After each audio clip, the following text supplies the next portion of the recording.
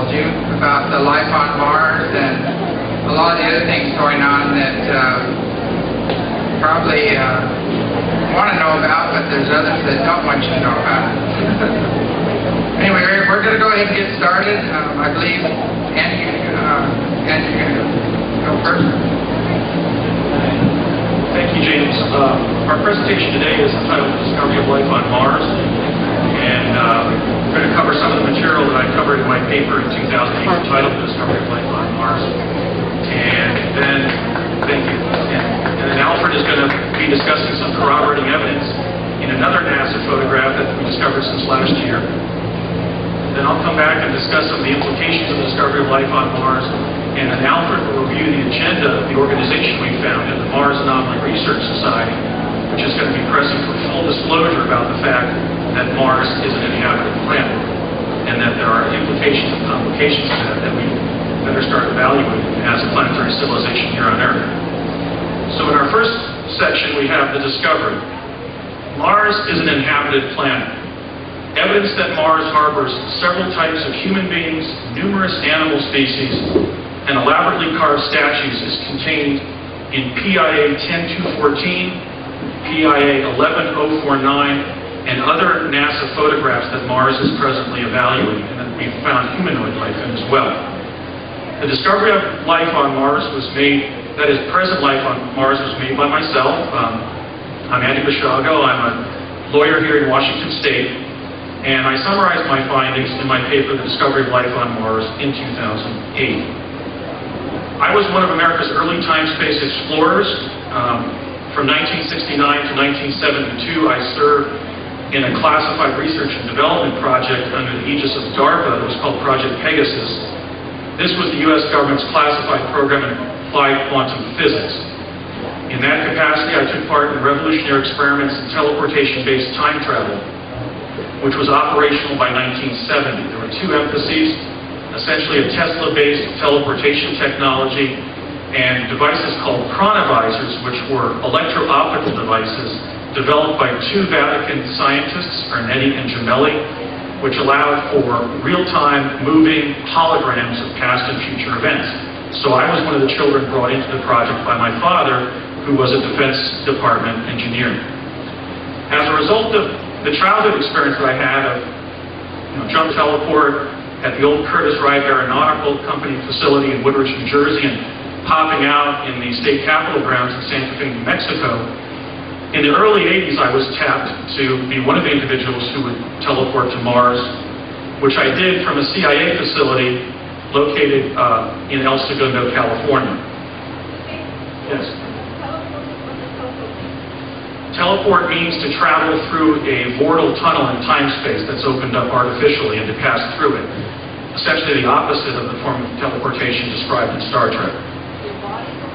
We were physically going through an interstitial chasm in time-space. Yes, and my research over the last 10 years is I've collected multiple data points establishing that I was in New Mexico as a result of teleporting there. So that's another story. Now there are data points between my childhood experiences and the Mars discovery, in the sense that because by 1970 the U.S. government was sending personnel forward in time and recovering artifacts, one of the things that happened to me when I was on Project Pegasus as a child is I was permitted to read my 2008 paper, The Discovery of Life on Mars. So that's why I referenced this here. They were bringing things like books back, and because they thought this was a significant paper, they had me read it as a child and try to remember as much of it as I could. But of course, it was a work of original authorship then in 2008. My discovery of life on Mars is now the target of a disinformation campaign defaming me and also distorting the evidence that I've published that Mars is inhabited. This is being done both by past and present employees of NASA, working in the mass media, and even figures within exopolitics. One thing that we want to make clear as we start off is that the Mars cover-up by NASA is linked to the quantum cover-up by DARPA and other U.S. agencies. The U.S. fears that were to affirm that life exists on Mars, the public might learn that the U.S. has been sending individuals to Mars via teleportation for over 25 years and has placed secret bases there. I'm speaking out now because I believe that as the natural heritage of humankind, human beings on Earth have a right to the truth about the natural history of the solar system that we inhabit.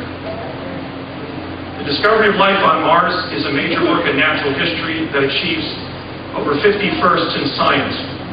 It's the first work to prove that life exists on another planet, the first to analyze life forms and ancient artifacts found in one place on another planet, the first to find and name human and animal species on another planet, and the first to ever publish a photograph of an intelligent humanoid being living elsewhere in the cosmos, which we see here, which is a being standing inside an area we're calling the rock enclosure on Tsiolkovsky Ridge, west of the home plate plateau within the Columbia Basin of Mars. The discovery of life on Mars also contains highly significant data that's available because of the great accomplishments of our space agency. It's the first data from Mars to contain images of humans and animals. We haven't seen that before in the analysis of photographs taken from the satellites. The beings in the data are captured in their natural living state, which we've never seen before. The data is derived, as I said, from NASA photographs taken on the surface of Mars rather than from aerial satellites. And the data is in living color and reveals not just the red, but also the ochre, coral, pewter, turquoise, and other colors of the real Mars. That's why after writing my paper, The Discovery of Life on Mars, I wrote to the president of the National Geographic Society on behalf of our organization, Mars, asking that my findings be published in National Geographic as a major discovery in natural history. For geography does not end at the Earth's geostationary orbit, and as National Geographic stated recently, in fact a month before my paper was published, space is the once and future frontier of the human race. The discovery of life on Mars analyzed a single massive photograph that we see here. This is the one captioned PIA 10214. It's a westward panorama of the West Valley of the Columbia Basin in the Gusev crater of Mars, taken by NASA's Mars exploration rover Spirit in 2007 and beamed back to Earth in January of 2008. As I wrote in my paper, this image is the most significant photograph ever taken by human beings from Earth, because in it, humanity has crossed the threshold that separates our past as an earthbound race from our future as a spacefaring civilization in contact with extraterrestrial species. The discovery of what PIA 10214 contains had its roots in the public scrutiny that this anomaly here attracted beginning in January 2008. It's the apparent form of a human female jutting up from the far left edge of the home plate plateau. Like many people around the world, I wondered, was this a natural rock formation, which is what the skeptical opinion was.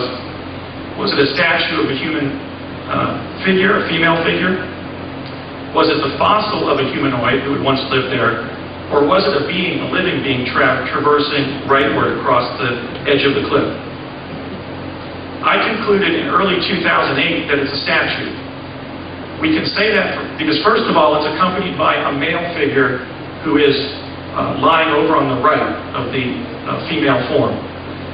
Together, these two figures possess 9 traits of statuary. First of all, the female figure is on a pedestal, and rock statues need pedestals to stand upright.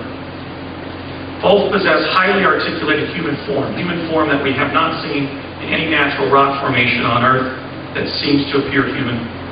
There's duality in the sense that there are 2 forms there.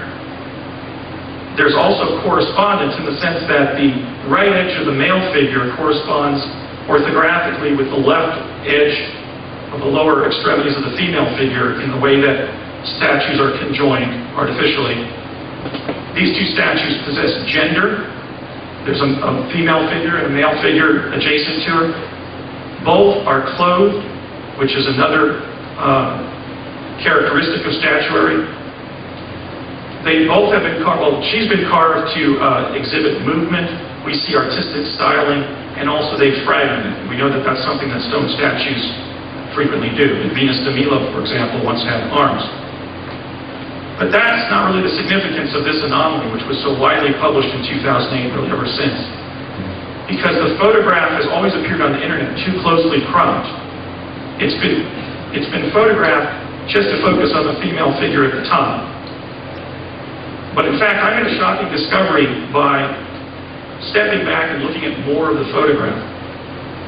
I found that the beings on the edge, as I'm calling the two figures, because they're on the edge of the plateau, are sitting atop a large rock carving of a reptile biting the neck of a human being. You can see that in the picture on top. There's the profile of a snake or reptile, and he's reaching over and biting the neck of a bearded male human, and there's blood issuing across the chest of the human figure that forms the larger pedestal for this figure which has been so widely publicized. Then I found something even more disconcerting.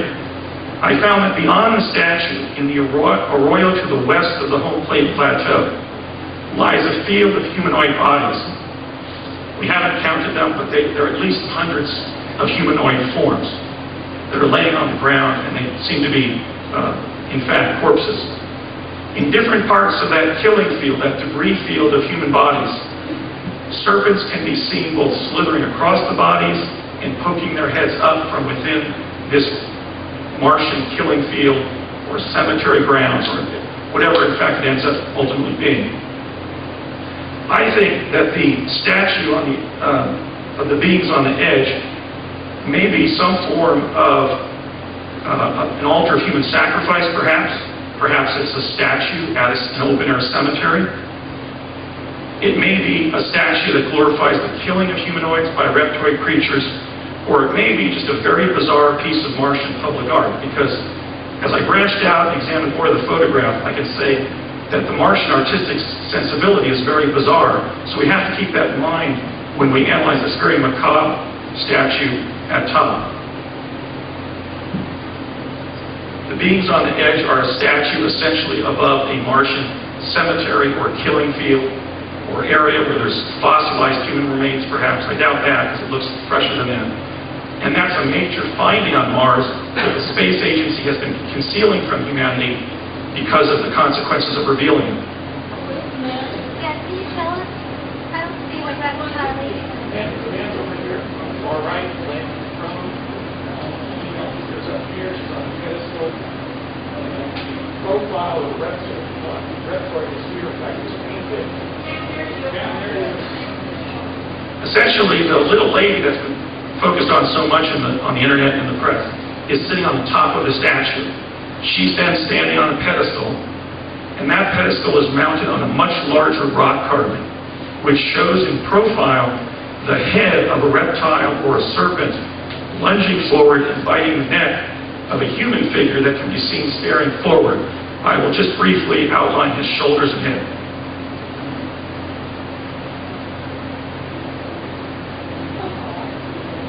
Okay, so there's a three-dimensional form, and then there's a more two-dimensional rock carving that they're mounted on.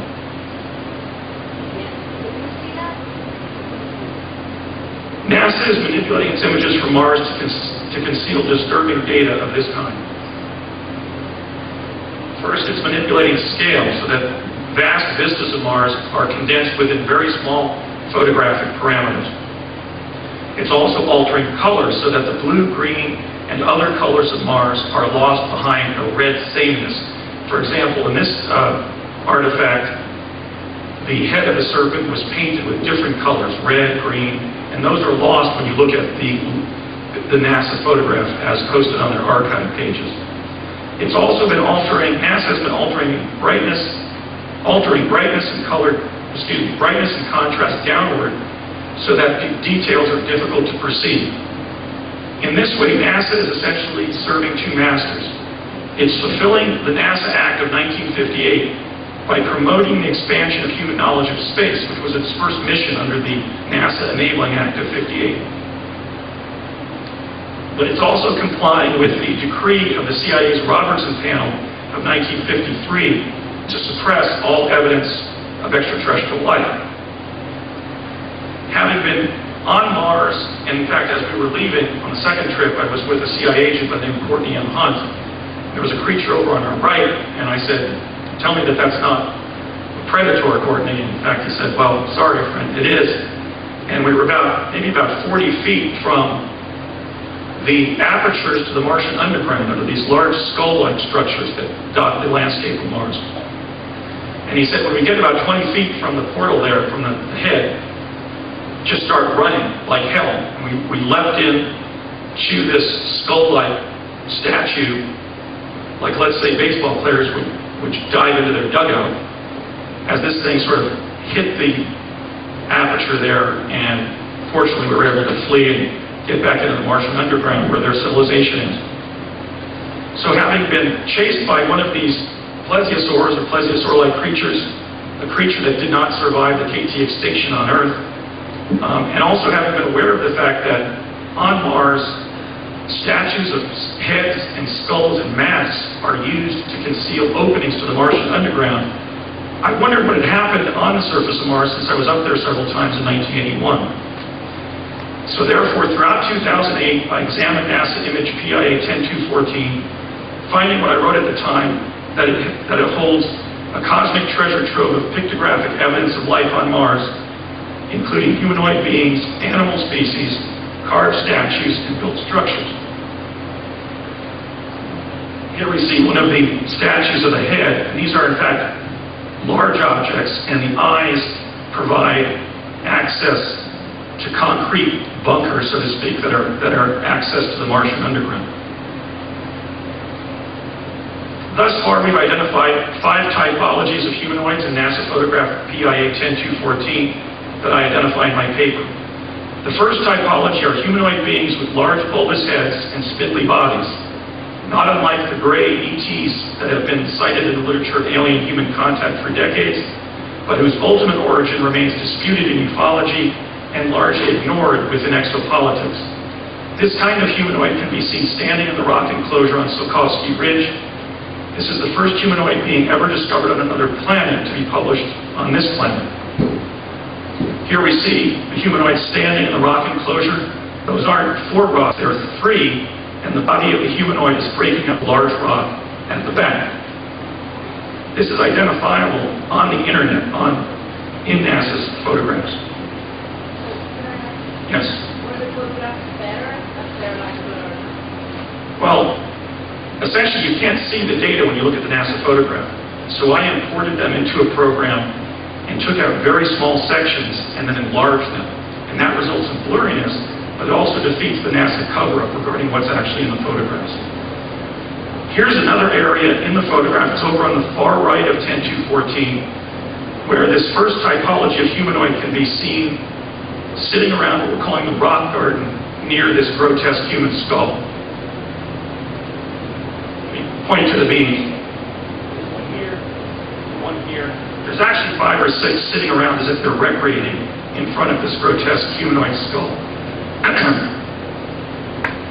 Here's an enlargement of 2 of the humanoid beings on the left side of the grotesque humanoid skull.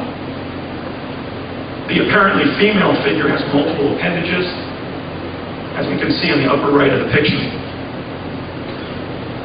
The second typology are transparent forms like glass totem poles. Some Mars anomaly researchers think this is a photographic effect when animals move while spirit is taking their picture. Over on the right, we see an enlargement in black and white of one of these glassine forms with multiple appendages that we found in various places in the photograph. The third typology of humanoid beings on Mars combines the head and upper body of modern human beings on Earth with the lower body of an arachnid of the order of scorpionidae, in other words, a scorpion. A colorful example of one of these scorpion men can be seen in the turquoise field in the upper right quadrant of 10214. He has a horn on his head, is situated in front of smaller creatures that may be his progeny, and he's looking up towards the rover spirit. His bright turquoise body matches the color of the bright turquoise rocks that dot the Martian landscape. So here we see a blurry enlargement of the scorpion man and a more condensed enlargement over in the right corner of the photograph.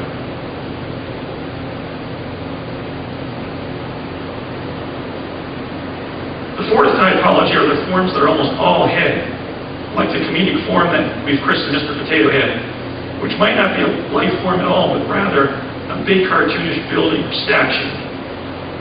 As verified in other NASA photographs that we've analyzed, the Martians have a penchant for including statues of large comedic figures like this in some of their village areas. So they tend to decorate neighborhoods with large comedic statues that resemble, let's say, floats in the Macy's Thanksgiving Day Parade. The fifth typology are the humans that can be seen in different places in the photograph. They are bald, wear black or blue caftans or gray jackets, and resemble old men on Earth. They are probably our long-lost relatives, separated from us by the solar system catastrophe in 9500 BC that devastated Mars and then eclipsed the great maritime civilization on Earth that built the Great Pyramid and the Sphinx.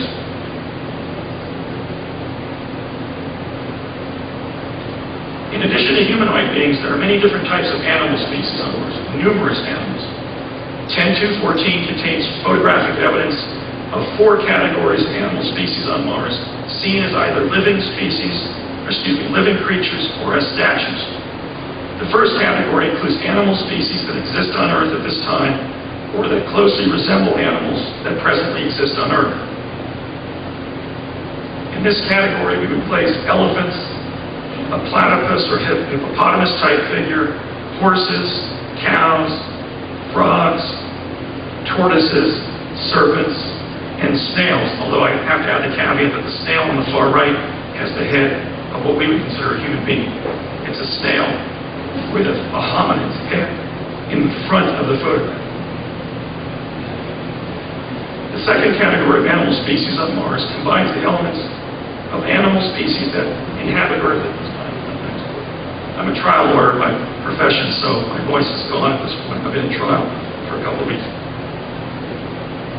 The second category of animal species on Mars combines the elements of animal species that inhabit Earth at this time in its biological history, and that from our perspective are hybrids of living animal species on Earth, to include this animal that combines the traits of a dog, has a dog-like face or a lion-like face, and a furry body that nonetheless has the form of an octopus, but is terrestrial rather than aquatic in nature. The third category includes reptile species extinct on Earth.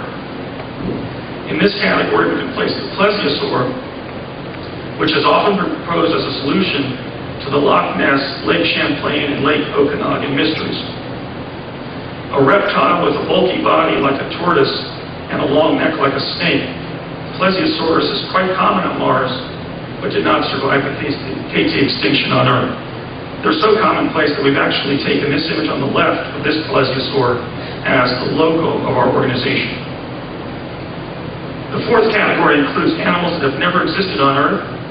This category encompasses several animals that are unlike anything that has ever lived on Earth to our knowledge.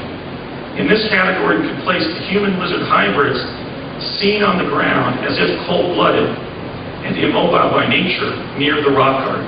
So there are also many of these very flat lizards crawling around the surface of Mars. In this category of animals never seen before on Earth, we can also place the species that I've called the woofie. I'm trying to give these creatures names that school children can identify and kind of destigmatize the whole fact that the red planet is inhabited. The woofie could be mistaken for a sagebrush or tumbleweed on Earth were it not for its puppy dog face. So it's essentially a big fluffy creature. When you step back from the image, you can see a figure that we would think would be the dog of a very cute puppy on Earth.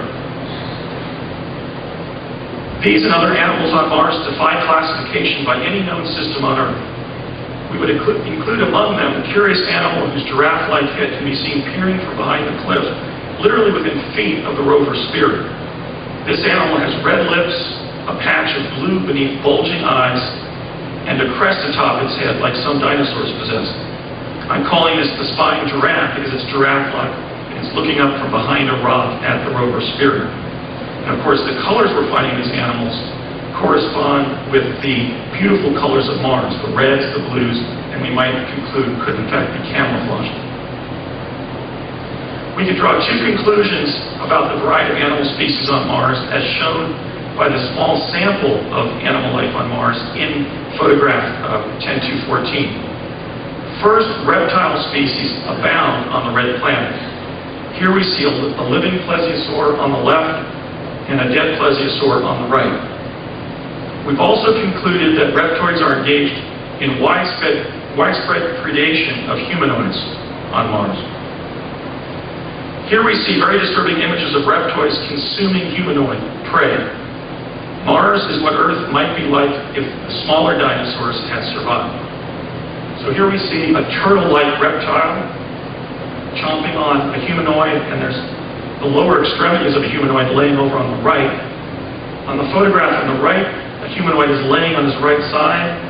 His legs, the bottom part of his legs have been bitten off, and there's a reptile or turtle-like head of a larger creature standing behind him as if guarding his quarry. Reptoid creation may be the cause of the human bodies that litter the valley bottom, where they are sort of fructifying in a sticky morass, as if decaying corpses. These corpses can also be seen on the home plate plateau itself, deposited in great slag heaps, as this center photo shows. At right, a serpent can be seen slithering across the bodies as a humanoid being tries to extricate himself by walking out of the morass of bodies. Now, when we look at the fact that this photograph shows archaeological evidence of a possible altar of reptilian sacrifice of humanoids, forensic evidence of hundreds, possibly thousands of humanoid bodies, and biological evidence contained in the last photo that reptoid predation of humans is commonplace on Mars, we have to ask whether the reptilian agenda identified by researchers like David Icke may be germane to the whole solar system. And if that's the case, I believe that my findings may be of interplanetary security significance. Let's take a look at some of the carved statues on Mars. So far, I found numerous carved statues in PIA 10214. Just on Tsiolkovsky Ridge, one of the prominent landforms there, I found 12 statues of humanoid and animal heads. In fact, there are so many stone monuments featuring faces in this westward view of the West Valley of the Columbia Basin that we can safely now conclude that the face on Mars at Cydonia is a stone monument. It creates a rebuttable presumption, as we would say in the law, that the face on Mars at Cydonia is a stone monument. Simply put, shaping natural rock formations into human heads, faces, and masks is a characteristically Martian art form. Here we see 8 of the 12 heads, carved statues, if you will, of human and animal heads that I found just in the 100 feet of Tsiolkovsky Ridge on the left center of photograph 10214. Some of them have multiple faces in the nature of a Picasso painting where he had one being with several faces to its physiognomy. One of the most surreal objects that I discovered in PIA 10214 is, as I mentioned, this grotesque humanoid skull in the rock garden over on the far right side of the photograph. This skull-shaped head features a broad humanoid cranium with a pointy crown, deep eye sockets, large elephantine ears, and bony hands that are protruding upward from beneath the Martian underworld. Objects like these are used to cover openings on the surface of Mars that connect to the civilization below, and that intelligent humanoids like ourselves and our fellow humanoids up on the surface of on planet Mars can identify as artificial structures and find these openings to the underground, but that animals cannot discern the meaning of. So here we see the grotesque humanoid skull with its pointy crown and large elephantine ears. Humanoid skull with its pointy crown and large elephantine ears.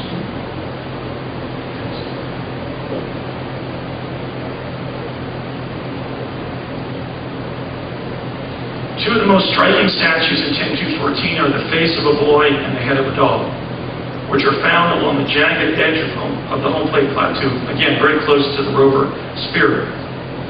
The face of the boy on the upper image here has been cast in a bronze metal that has oxidized and is adjacent to the mask of a medicine man carved from the native black, coral, and turquoise bedrock of the plateau itself. The head of the dog has been made to look very brutal, even menacing. Martian statuary reveals an artistic sensibility that might be described as weird.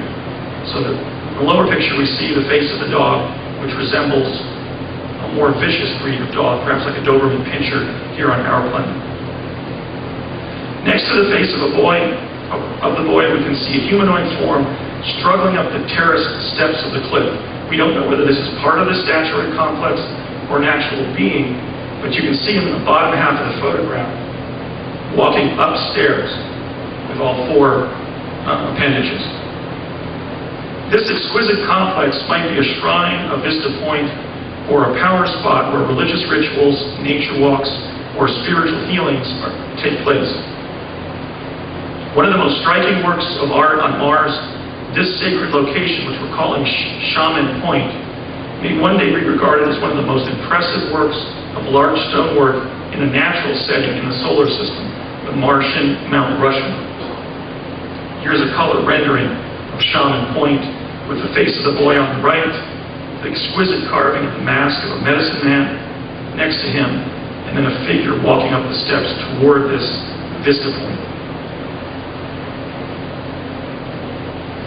Here we see the face of the dog, which provides cover for this lion giraffe looking over the rock. And from this perspective, it's a little easier to see the sharp, the jagged facial physiognomy of this particular statue.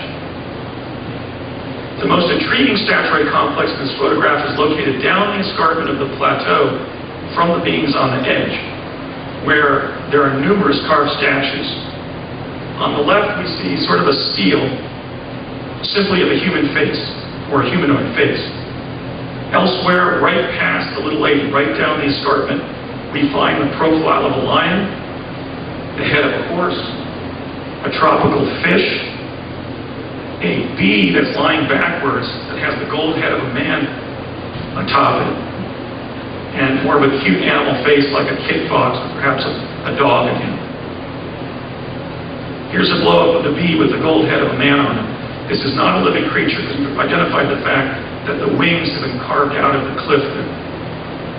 We're wondering what the Martians were trying to tell us with a bee lying on its back that was discovered in such close synchrony with the bee die-off that we've been experiencing on this planet.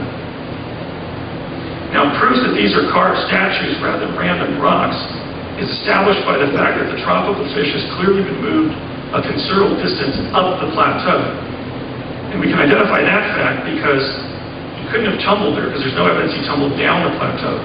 And there are drag marks behind the tropical fish coming up, in terms of altitude, up the face of the plateau. So presupposing that the laws of gravity and motion and so forth are in place on Mars as they are on our planet rather, we can conclude that this indicates that this is a rock that was not only carved, but then pushed into its present location. The drag marks, of course, resembling, let's say, the marks that you leave in a carpet when you push a heavy piece of furniture. There are also a number of very fascinating built structures that we've identified in this photograph. One is the sarcophagus of the king that lies like a toy soldier on the right side of the cliff, again, very close to the spirit. He has a hat that is identical to the one worn by Nefertiti on the iconic bust of her found by the archaeologist Borchardt at Amarna, Egypt in 1912. These colors are several of Mars' elemental colors. I'm speaking of the dark turquoise blue of his vestments and hat, and then the blood red and drab green banding, which we also find on Nefertiti's hat. We believe this establishes the connection between ancient Egypt and ancient Mars. The sarcophagus might be an ossuary containing the remains of an Egyptian pharaoh, early Mars explorer, or governor-general of the Mars colony from the time before the solar system catastrophe of 9500 BC, when ancient Egypt and Mars were part of an interplanetary civilization. This form that we're calling the water sprite might be an aqueduct. There's an water is scarce on Mars, but we know that it exists there. There is an azure blue lake immediately beneath Husband Hill on the right horizon in the photograph. On a desert planet, human survival would depend on sophisticated waterworks, perhaps disguised to resemble artworks like this to protect water supplies from interlopers. So we don't know if this may be a statue, it may be a sophisticated viaduct of some kind. We've also found this intriguing face of a bull that appears to have been forged from metal. Its discontinuous design is reminiscent of the drawings of M.C. Escher. This terrace structure might once have served as a dwelling or a viewing platform at a vista point that overlooks the valley that we see in this photograph. We can see that the object has multiple levels. Next to it is the head of a lizard. It may be the fossil of a large reptile or dinosaur, but we know that, like a sculpture, it's hollow because we can see several tiny Martians standing in its mouth on the front edge of the lower part of its jaw. And now I'd like to turn it over to my good friend and distinguished colleague, Alfred Lambermont Weber, to provide corroborating evidence of what we have thus far found in PIA 10214.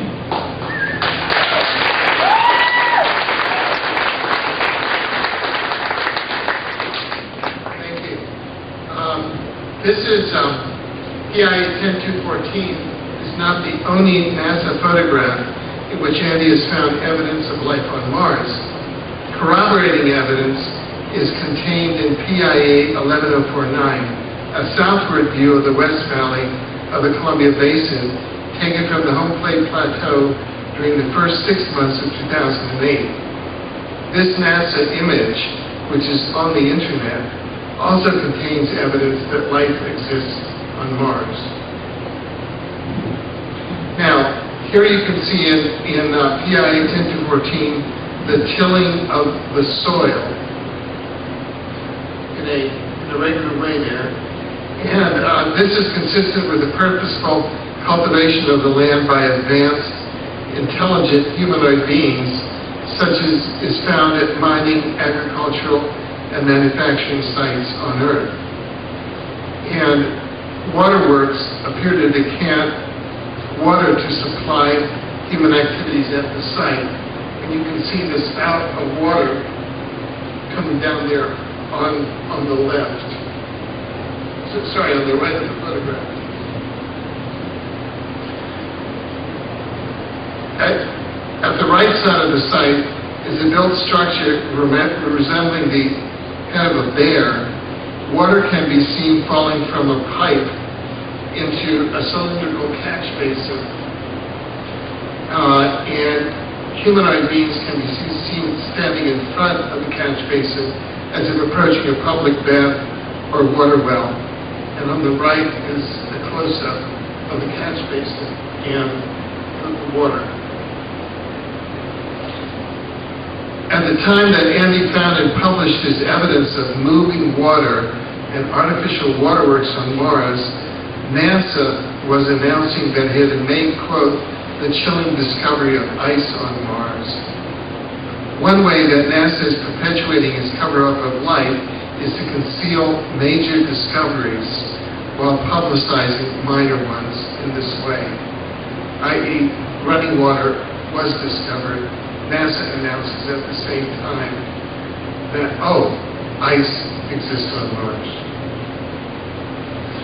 Near the falling water, a hodgepodge of different statues like those found in archaeological digs on Earth at places where statues were once made, such as an artist's studio or a foundry, litters the site. The statues are highly imaginative and arrayed in a chaotic way. The statues include the profile of a man in light blue on the left, a screaming being in the middle, and a bulbous-headed being in pale green on the right. The man resembles a human on Earth, but the other two beings seem to possess the neoteny of the prototypical alien. The animals found in PIA 11049 include the Martian bear cat, which can be seen ambling along the ground with a human in its mouth. That's the left. The rockhopper in the middle, possibly a monkey. And the primate that Andy has named the Sendak on the right, in honor of author Maurice Sendak, who's Where the Wild Things Are, presage some life forms on Mars. And here's close up the Martian bearcat south of the home plate plateau. And here is close up and a closer photograph of the rock hopper hopping along a rock on Mars. See him there on the left.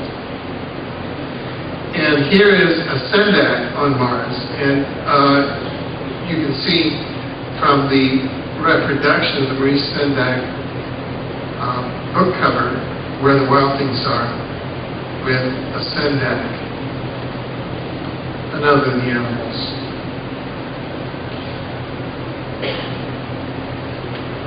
Thank you. We're going to get two lawyers involved so that the evidence is back to stand by our evidence. And hopefully people will believe us despite the fact that we're both attorneys. So what are the implications of these findings? First implication is that Mars is an inhabited planet. It is inhabited by humanoid beings like and unlike us, and by animals that are like those that exist on Earth at this time, that once existed on Earth in prehistoric times, or that are hybrids with the traits of two or more Earth species.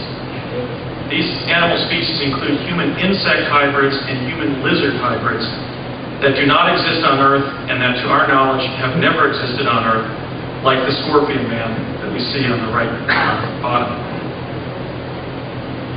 The second implication is that the discovery of life on Mars is highly significant because it represents the first time that life has been found beyond the confines of Earth, from the perspective of natural history, notwithstanding, of course, the government cover-up that human life is already up there, namely our own personnel.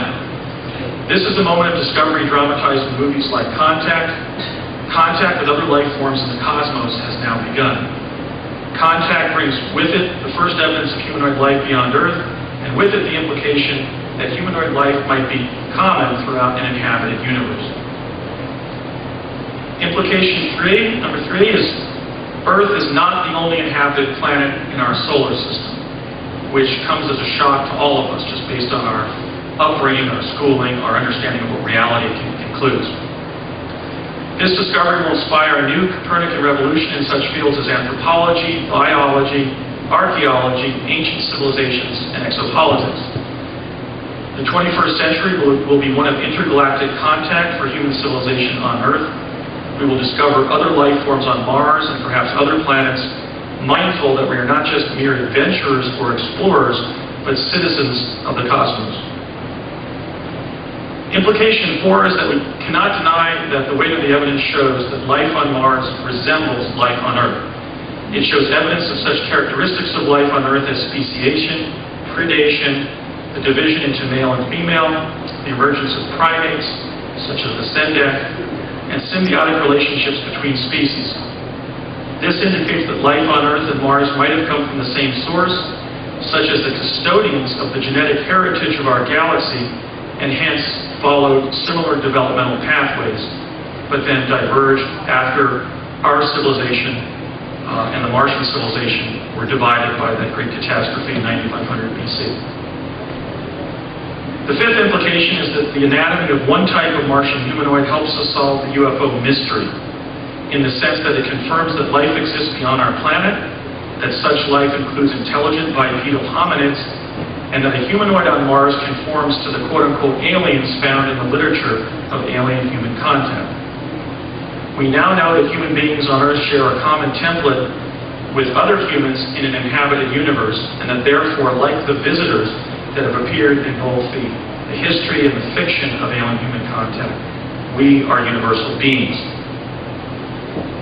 Implication 6 is that Mars is a site of ancient artifacts of great archaeological significance, of utmost archaeological significance, that reveal the presence on Mars of an advanced intelligent civilization that has been there for a long time.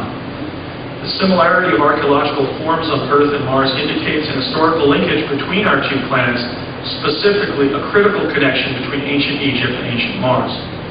Knowing the true history of this connection might optimize our chances of survival against the forces of solar system cataclysm in the future. Implication 7 is that human activity, such as that by the United States and Russia, present and future, because it's our position that the United States is already up there, and publicly the space agencies of the United States and Russia are announcing their plans to place manned missions on Mars. These types of human activities should account for the diversity of humans, animals, and ancient artifacts on Mars, and carefully plan to protect these natural resources from the externalities of the mission. To do otherwise would violate the precautionary principle and the prime directive as they relate to the ecology and civilization of Mars, respectively. Simply put, Mars does not belong to us.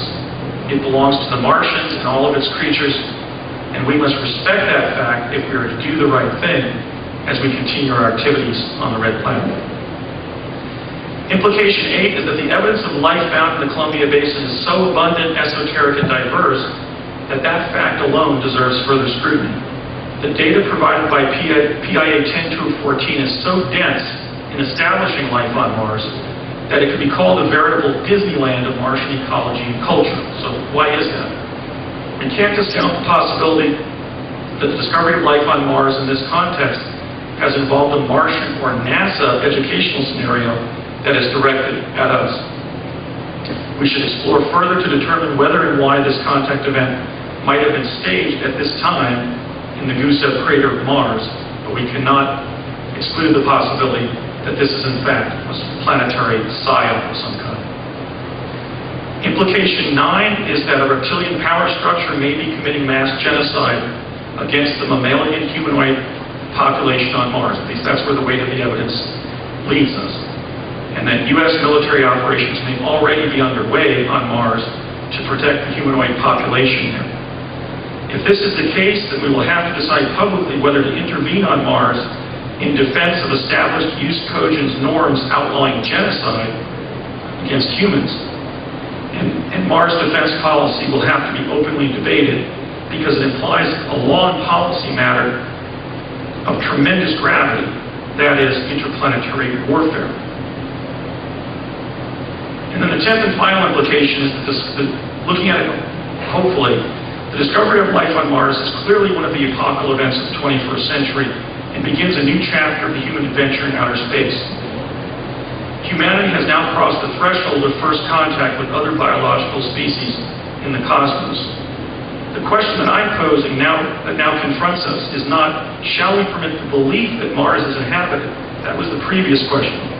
The new question, the relevant question to be asking is, how shall we think about it now that we have knowledge backed up by evidence that another planet in our solar system harbors life?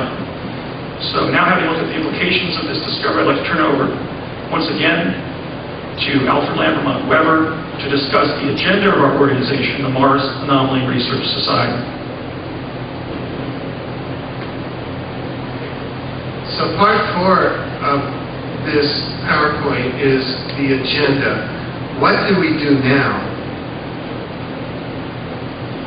Well, Andy's findings are a vital issue in exopolitics, and I affirmed his findings and do affirm them. And I have published them at our website, which is www.exopolitics.com, and you can find the main paper there, a 41-page paper, The Discovery of Life on Mars, and approximately 30 other papers which you can download in PDF for free. And I've joined Mars as the chairman to craft a Mars agenda. And I recognize now that Mars is being visited and settled, and it must be protected from visitation, exploration, and colonization by human beings from this planet.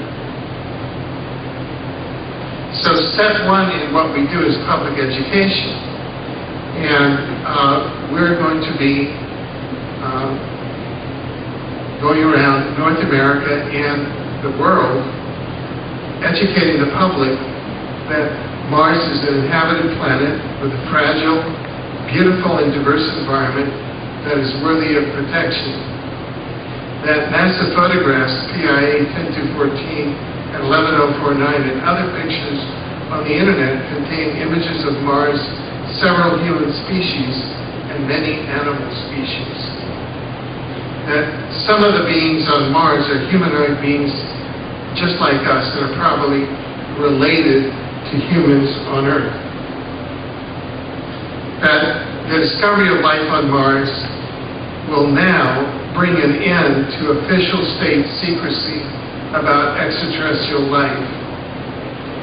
That NASA is concealing the existence of life on Mars and the U.S. presence there, even though its legislative mandate from 1958 forward was to promote, quote, the expansion of human knowledge of space.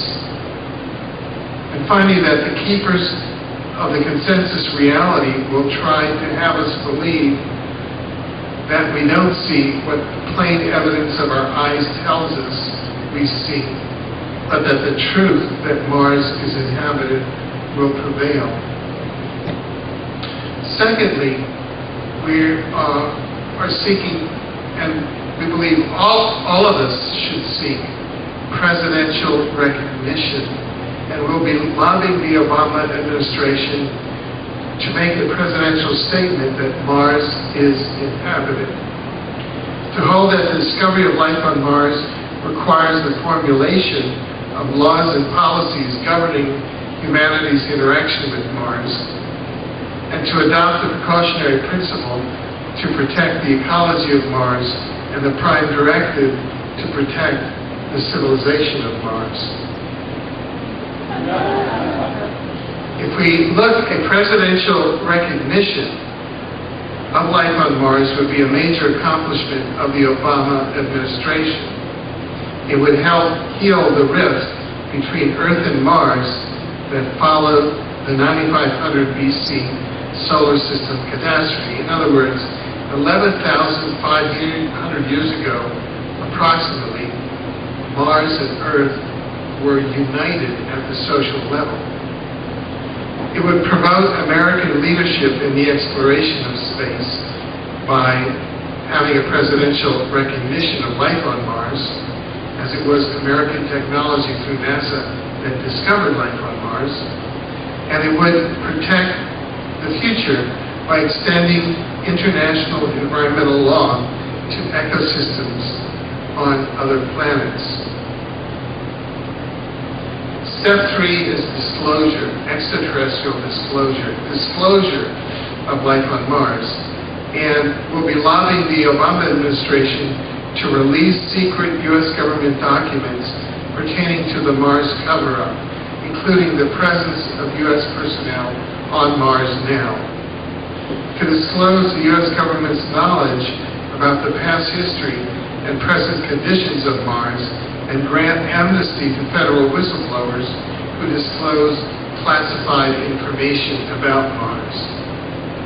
And to reveal whether the U.S. government's agenda for Mars includes a plan to colonize it or to seize it for strategic military advantage. At the same time, our organization is going to file a lawsuit under the Freedom of Information Act, FOIA, to request disclosure of U.S. government secret Mars files. We're going to hold a press conference at the National Press Club announcing the discovery of life on Mars and the filing of the FOIA lawsuit. And we're going to urge whistleblowers to disclose what they know about the U.S. government's secret Mars agenda and place that on the Mars website. Public interest diplomacy, step 4. We're going to be politically active at the international level and advocate for positive, peaceful public policies toward Mars at the UN General Assembly, which under UN General Assembly Decision 33426 of 1978 invited UN members to coordinate research programs into extraterrestrial life. We're going to pursue formal acknowledgement of human and animal life on Mars and the Martian civilization by the UN General Assembly. And we're going to urge establishment of a UN Mars Protectorate to assess the impact of terrestrial probes on the Martian ecology and civilization. Finally, in terms of organization building, we're asking for your help to help us implement this interplanetary agenda. We're a nonprofit corporation chartered under the laws of the state of Washington. Our mission is to research, disclose, and educate the public about life on Mars and promote laws and public policies related to it. And lifetime memberships in Mars are available for one-time fee of $100 and 5-year memberships for a fee of $50. All of these funds are going to go to fund the expenses such as the FOIA lawsuit against Mars. And this is just some of our contact information.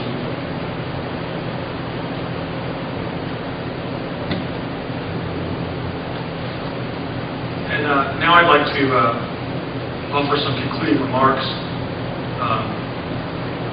It's my hope that we explore Mars in a spirit of brotherhood and fellowship, not just among ourselves, but with the Martians. We are all children of God, but we must now become citizens of the cosmos. I think some of you may be aware that I've taken a lot of criticism for declaring that Mars is inhabited. In fact, most recently, in a 3,000-word hit piece written by Ray Allard, the news director for NASA's Hubble Space Telescope, who wasted the public's money to fake 3,000 words, distorting what I included in my paper and other writings, even disparaging my academic credentials.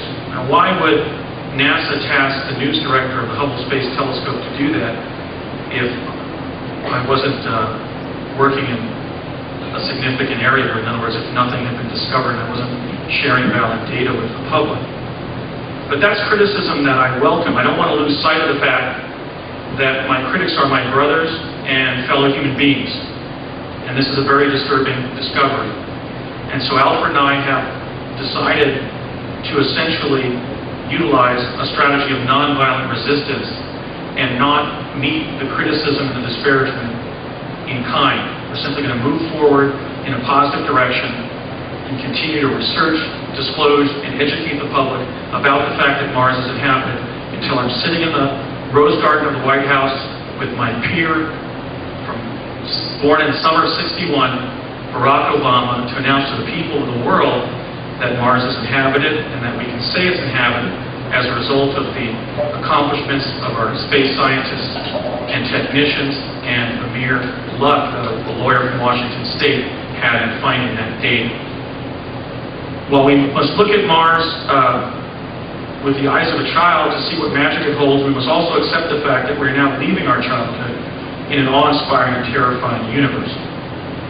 For the first time, all the citizens of planet Earth may now behold life on another planet. I view that as a cosmic privilege, both a cosmic privilege to personally have been involved in the discovery of life on Mars, and also a cosmic privilege that everybody in this generation possesses, because we were alive on planet Earth when life was first discovered on another planet. So I'm urging us to explore the universe in a spirit of human solidarity with respect for each other and those we encounter as we journey onward and upward to the stars. Thank you.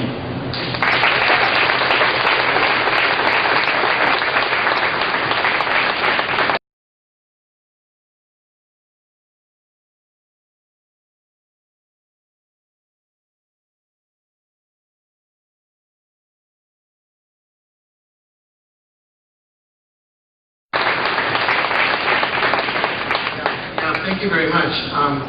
This PowerPoint took up 60 minutes of the total 90 minutes, so we still have 30 minutes left. For those of you who would like to ask questions, there's a microphone there.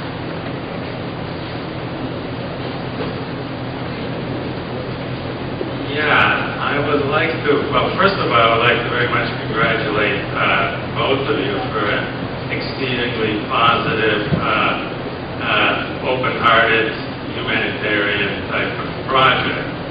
So that is really wonderful, and to have people come here and speak that way. Now, as a scientist, I want to ask you something about how you see the realism of your mission.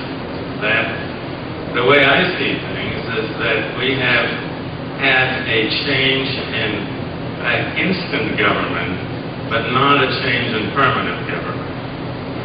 The permanent government has bombed the WPC a few years back. That is a heinous act. If the permanent government is still in charge, are they going to be open-hearted enough to try to save civilization on Mars? That seems to be a sort of question of realism assessment. And I wonder what your thoughts are on that. Well, you point out an important issue, which is that the Mars cover-up is an intelligence function of the permanent secret government. We're now trying to bring that activity into the light of day, because I believe it's Justice Brandeis who said that sunlight is the ultimate antiseptic. So, in answer to your question, we don't expect that the permanent secret government is going to bring about peaceful relations on Mars. We believe that we will bring this information into the light of day, and ultimately national governments that are involved in space exploration and the UN itself will then chart a positive course, create a Mars protectorate, and require all the governments in the world that are visiting Mars not to colonize it, but to show respect for both its ecology and civilization.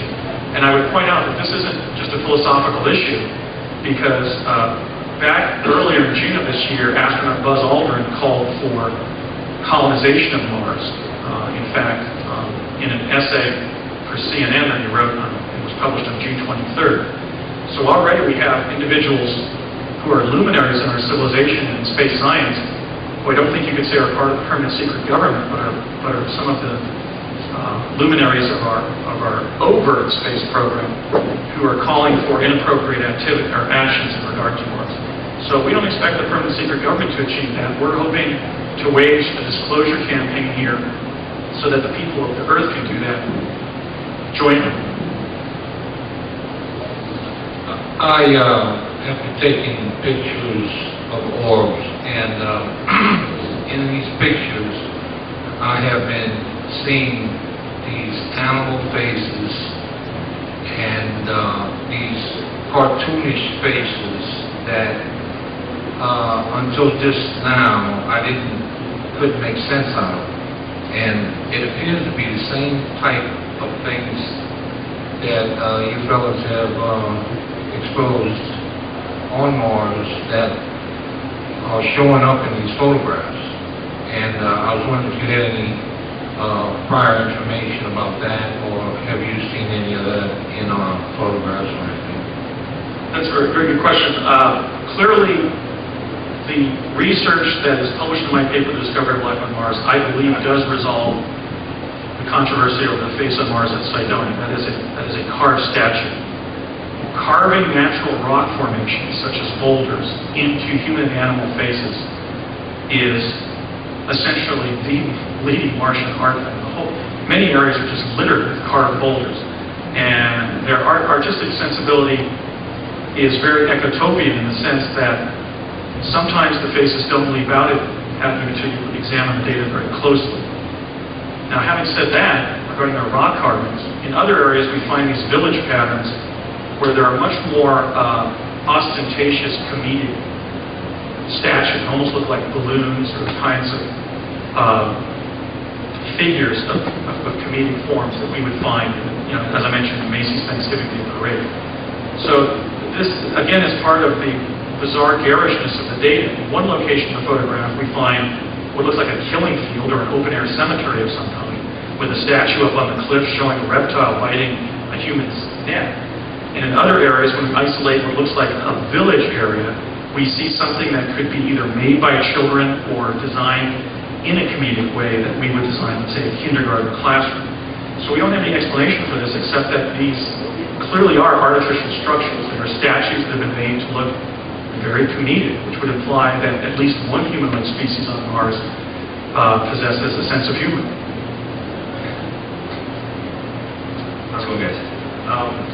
I'm sure everybody kind of shares the sentiment. I figured life must probably did exist on Mars. I was definitely kind of shocked to hear the fact that you had actually visited Mars as a child, and I had experiences with.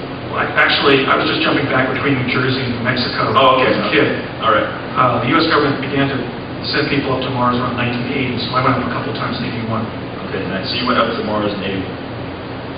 Okay, so as far as that goes, do you have any idea if that activity still exists this day? David Wilcock alleges, I have no reason to discount this fact, that there are now as many as 600,000 U.S. personnel on Mars. They've had over 25 years to put all those people up there, so as I said, I can't discount that possibility. I have no idea how many people have either gone up or are up there now, in the sense that I went up when it was very much a skeletal crew up there. In fact, we went into kind of an adobe house, and the guy who had been there for many months was pretty much out of his mind and living on another planet for that long. So I don't really have any data except from David regarding his allegation that there are hundreds of thousands of individuals up there.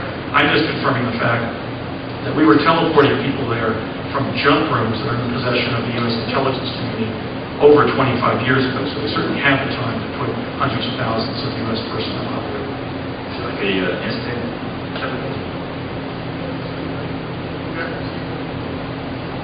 I just have one more question. Is it just like an instant, one second you're here, 1 second you're there, or is it at the same time? Essentially, the teleportation device that we were using back during the Project Pegasus days were two elliptical-shaped booms that propagated kind of an energy field that you would jump through. When you jump through this energy field that looks sort of like water falling on a public water sculpture, you would find yourself moving at a great rate of speed through kind of an illuminated interstitial chasm in time-space, and there was nothing on the receiving end. You just popped into view somewhere else where they were setting the device. I did a lot of that from 69 to 72 when I was a child participant in Project Pegasus. The jump rooms that they use for Mars apparently involve a related technology, a different experience. You basically stand in this elevator-like structure, and you start to see that it's being illuminated around the corners. And as the trip to Mars continues, the elevator becomes less square and more sort of oblate or circular and cylindrical. And then you arrive at an underground location underneath, the Mars underground, and then you can take stairwells and so forth up through these statues that litter the surface to walk around on the surface. The first time I went up there, I went up by myself, but I was greeted by some humans who were standing around the sculpture that I came out of the underground in. So I think because I was so terrified to be on another planet, it was certainly a deracinating experience to be standing on another planet. The second time I went up with Courtney Hunt, the CIA agent that they had put in my life from around 1980, 81 time frame again. And we walked around for several hours, not across a great distance, but just sort of walked around looking at different things. And I'm going to be describing that in an upcoming interview with Yuri Delbenko, so I'm going to go into the whole backstory regarding, my time travel experiences for the government. But the reason it's significant is because, among other things, as I mentioned, the paper that I wrote in 2000, I was permitted to read as a child. So there are these overlaps between my experiences in Project Pegasus as a kid and then this breakthrough regarding Mars. So we felt if we announced all that simultaneously, it would tarnish the credibility of the natural history data that's in the paper.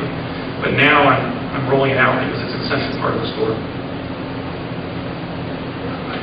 I'd just like to add one point here, and that is that the U.S. is one of the 125 signatories and 96 ratifying nations to the Outer Space Treaty. And the Outer Space Treaty flatly prohibits any signing nation from declaring or claiming sovereignty as to any celestial body, including the Moon and Mars. So that's partially the legal backdrop which is operating here. Thank you. Yeah, I've been doing a lot of research work and trying to find out as much as I can about it. I'm Ed Grimsley, the guy who uses talk a lot about it. And one of the things that's happened is that Joanne Richards has a story about Earth Defense League and her husband being a former pilot of back engineered and captured spacecraft. And I think that the things that she says about it is basically so corrupt that there's a lot of real bad control going on over the entire human race. And I also have a man who was in his late 70s that came forth to me after he found out what I had been talking about and saying, and told me that he himself had flown for quite a time and has been out into deep space many times in back engineered crafts, and we've been going into space and doing some battles and going into space and rescuing or taking on a lot of missions, and told me some of the same information that Joanne Richardson told me, and he told me some of the same things. And when you start putting it all together, it looks like for some very bad reason, all of us humans are not being told the truth by the very governments that we supposedly started. And I think once we find out all the truth, they're going to lose a lot of control on us unless they completely get control on us before we find the truth. And so I think everybody here should just look for the truth as best you can, because it's out there. Well, we share your sentiments very much. Thank you for those remarks. We view this essentially as a truth campaign, and that's why we don't want to answer the hostility of unfounded criticism or character assassination or so forth in kind, because that's just going to try and to divert our attempt to identify what the truth is and share it with others. And I think that in this sense, the disclosure movement is as significant as the abolition movement. You know, obviously the abolition movement was about freeing human beings from physical bondage, and I think the disclosure movement, if it's going to fulfill its historical destiny, is going to be about freeing people from metaphysical bondage. And at a minimum, that involves everybody on the planet having access to the true natural history of our planet and the other planets in our solar system, and not have that information sequestered within the cult of intelligence, which is where it is presently sequestered.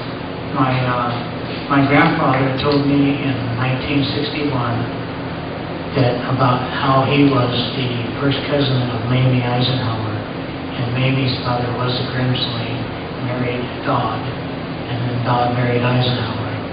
And he called her after not seeing her. They were soulmates.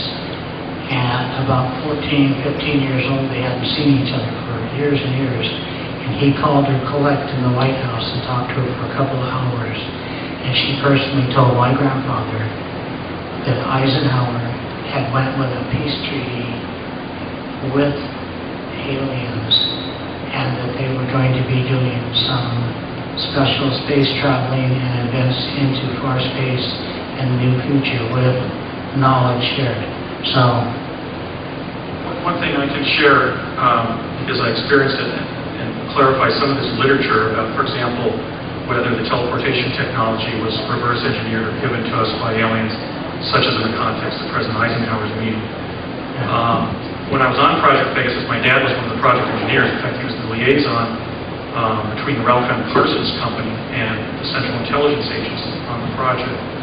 And we had lunch one time in Albuquerque, and he said, quote unquote, most of what we're doing in the project comes from the works of Nikola Tesla. So I think it's incumbent on me to share with people the fact that teleportation is an American invention. It was invented by a brilliant Serbian-American immigrant inventor, Nikola Tesla. When he died in January 1943, there were two teams racing to his apartment in Manhattan. Two were FBI agents and two were War Department officials. The War Department officials got there first and sent Nikola Tesla's papers to the place on Earth where it would make the most sense to send such papers, namely to the physicists that were then gathering in Los Alamos, New Mexico, to build the atomic bomb. That's the true history of the Philadelphia experiment, and that's what the Philadelphia experiment cover story was scripted to conceal: the critical historical linkage between a great American inventor, Nikola Tesla, the teleportation technology that he left in his papers in '43, and the participation of the Los Alamos physicists in prototyping those devices, even to figure out what they did, which is the true history of American time travel. Okay, thanks. And I spent a lot of time here, so thank you for your input. I think you're right on. Okay. Thank you very much. Thank you. Hi, first I want to thank you for responding to your critics with peace in your heart and not more criticism. So thanks for not adding back to that. Thank you. Well, it's been difficult. I am a trial lawyer, so I've had to correct my Right? adversarial nature. That's what we're going to do because it's the appropriate thing to do. This is an important discovery, and it's something that we should share in a spirit of love, peace, and joy, as Brooks Agnew addressed, and not in a spirit of recrimination. Thank you.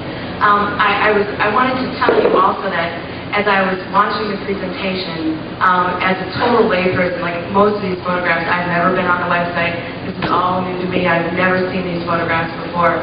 And what I was wondering is, what I was wishing there was like maybe an overlay of an artist's rendition over the actual pictures, because I feel like the Indians that can't see the ships, I'm like, I can't see the ship. And then some of the photographs I could make out what you were talking about, but there's a lot of them that I was like, I just don't see it. So I was just wondering. As a matter of fact, we have an artist working as you speak to overline what we consider the iconic images, Right. like the grotesque skull and the scorpion man and the different humanoids. Yeah. Yes, the scorpion man pretty much leaps out at people. At all of our talks, people are having no difficulty seeing that. We recognize right now that the images are somewhat blurry. I'm going to be partnering with an advanced photo imaging lab in Portland. In fact, I talked to them on Monday, again, about producing clear images. We're also going to be working with Picasa and some of the other software packages to improve the resolution and delineation of the images. The reason that we've avoided that, to include Photoshop in the images, is we wanted to spend about 6 months where we just presented the raw data so we couldn't be accused of photoshopping the data. But we're going to begin striving for greater resolution of the images and also do the overlays of what's there. Sure. I'm also wondering if there's any plant life. Plan for what? Is there any plant life? The late great Dr. Tom Van Flanderen, who passed away in January of this year, only weeks after I published my paper in December 2008. In the 2000-2001 time frame, he found in NASA's satellite footage of Mars very large forms that he identified as ancient plant life, and that he concluded were ancient fossil remains of trees on the surface of Mars. So we see what look like trees in Dr. Van Flanderen's images, and we also find them in the far distance in PIA 10214 look like trees. But it is essentially a planet devoid of plant life as we would understand it. Hi. I was curious when you were teleported to Mars. Mars. If you had also been teleported to any other planets, because I've heard of somebody who had been on Venus, and also if you met any humanoids on the surface, and if you went inside, and if you met any humanoids. Yeah, no, I just did 2 trips to Mars in '81. I had a background as a kid dealing with the psychological and physiological sensations of teleporting. That's why I believe I was tapped to do that. I was pressured throughout the summer of '81 by the CIA agent Courtney M. Hunt. I verified his background with the CIA and everything. And it really ultimately wasn't that any more stressful than flying from, let's say, San Diego to Seattle, except the awareness that we were on another planet, which at least initially I had some difficulty dealing with. By the second trip, I was more relaxed. Now, during the first trip, there were some human beings like us who were project personnel standing outside one of these skull-like structures when I walked from the underground onto the surface. And I just stood there for about an hour or so, and then I went back in, and I was taken, to a jump room there, and I jumped back to the facility in El Segundo, California, that I had teleported to Mars in. Do you know if they were from Earth or if they were from Mars? I believe that the human beings I encountered in that context And on the second trip, when we walked over to this adobe-like house, that was so decrepit that the screen door actually fell off the house when we opened it, were U.S. personnel who were on Mars for months or years. And they showed evidence that they were pretty much out of their minds. They looked mentally exhausted. In terms of encountering other humanoids during that trip, when we walked up to that house, there was this very angry-looking man on the lawn who was bald and had rather muscular shoulders. And the difficulty is that the bottom part of his body was sort of grub-like. And he came bounding across the yard at me, kind of snarling and barking at the same time. And so some of these hybrids up there are, at least superficially, very intimidating. And Courtney Hunt was sort of a past master at not being perturbed by anything. I walked behind him as this thing came lunging across the yard at us, just instinctively, just because I thought it was going to bite my legs. And Courtney said, he's harmless. Didn't even pay attention to the fact that this creature came lunging across us on the lawn there. Then later, as we were leaving, a number of those types of hybrid creatures were sort of in a line on the crest of a hill and were sort of barking. And he said, they're saying goodbye to you. So Mars is a lot different than Earth, and I'm going to be providing descriptions of some of the stuff I saw there. But I think that those several trips did allow me to see some of the data more clearly, because I had, for example, in that instance, an encounter with some of the hybrid creatures up there. And you also think they live inside? Say again? They live inside also the planet? There's an extensive civilization under Mars. Is that your question about Mars, life inside of Mars?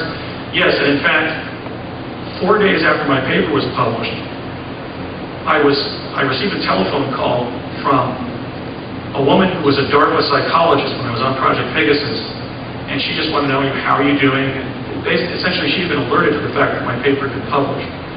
And she confirmed during that telephone call that there are 1 million humanoid beings living in that underground civilization under Mars. I'm talking about Martians, not our personnel up there. And that they are several types. And again, that may have been indirection to have to ignore the fact about our personnel up there. She was kind of describing some of the natural history of the Martian civilization. But that corresponds with the remote viewing data gathered by Dr. Courtney Brown at Emory University. That there's an extensive civilization under Mars. And certainly the teleportation portals connect to that underground civilization, are part of it. Thank you for all the information. Yeah, good. Andy is the editor of my book, Exopolitics. And the last part of the Exopolitics book is a case study of the intelligent civilization living under the surface of Mars, and a program for public interest diplomacy toward them based on the remote viewing of Dr. Courtney Brown and others. And back of the hall, I brought a limited number of copies of the book Exopolitics here. So those of you who want to gain more insight vis-a-vis the remote viewing evidence of the intelligent civilization under the surface of Mars, that's one additional source. Question for a second. I might add that part of the significance of this reuniting of our two planets was this catastrophe in 9500 BC, where our two civilizations were separated. By 1970, they were already being reunited because on one occasion, I traveled with my father again to the Curtiss Wright Aeronautical Facility in Woodridge, New Jersey, as 3 Martians who were essentially identical to humans were leaving, and we had a brief interaction with them there at Curtiss Wright. They essentially looked like sort of bald, ugly white guys, if you will. I imagine they may have a smaller breeding pool than we do if there's only 1 million there. So another way to look at Mars is a place where other human beings like us live. And I think, again, that's something to be joyful about, that another planet in our solar system is occupied by fellow human beings. I haven't been here through the whole information. I haven't been here for all of what information you've been sharing, so I apologize if I repeat a question that's been answered. When the teleportation first began, when it was in its experimental stage. How long did it take before it was successful? I first teleported to the Santa Fe State Capitol Complex with my dad so that we could drive to a meeting with Dr. Harold Agnew over at the Los Alamos National Labs in 1967-68 as a 6-year-old. And we know that's the time frame. That teleporting had to occur between September of 67 and September of 68 because I was born in September of 61, and Dr. Agnew asked my age. My dad and I said simultaneously, 6. Now, we were being educated when we were on the project on these speed learning machines developed by the Office of Naval Research called kistoscopes. So we were getting educational input regarding the different devices. Information was also shared with us when we were trained for a particular quantum access device. And what I remember about the emergence of teleportation is they basically recovered Tesla's drawings and schematics and formulae, and they didn't know what the hell they made. So they were developing them into prototypes at places like Curtiss-Wright. And at one point, around the 1967-68 time frame, I can explain why we know that is the time frame, they turned the device on, and a technician walked through the energy field to recover a screwdriver on a bench across the shop floor and spontaneously teleported to Africa and spent the next 6 weeks or 6 months, I think they said, trying to get back home to the East Coast of the United States. And when he appeared at the shop door, his supervisor, Dr. Curtis-Wright, actually collapsed because he thought he had been disintegrated by the energy field. But we know that it was 1967-68 as well because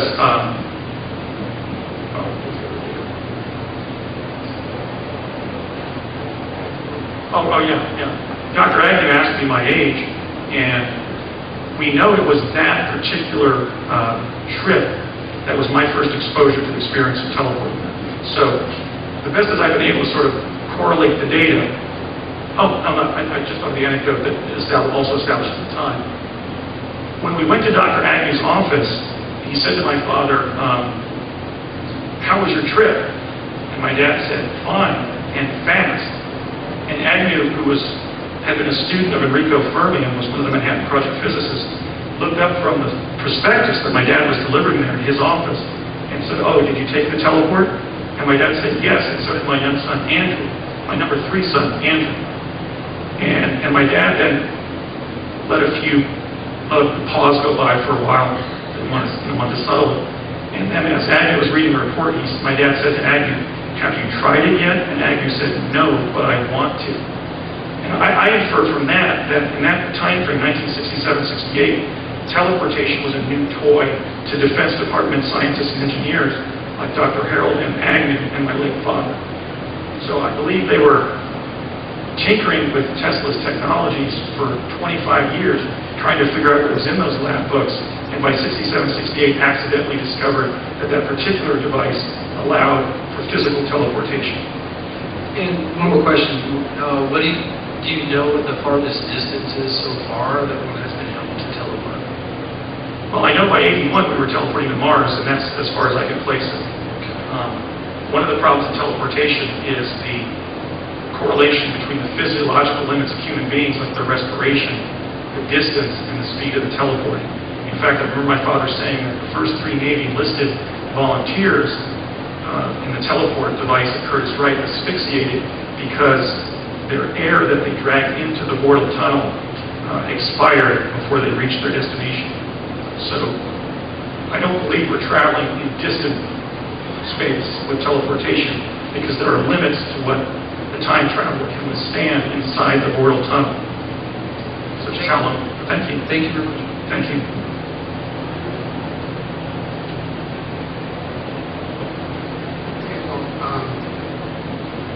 Thank you very much.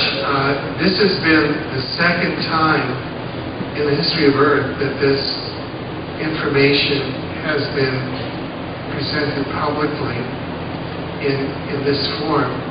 And if we take Brooks Agnew's dictum that you need to present it 8 times before the great thing happens, we were all present at the creation today.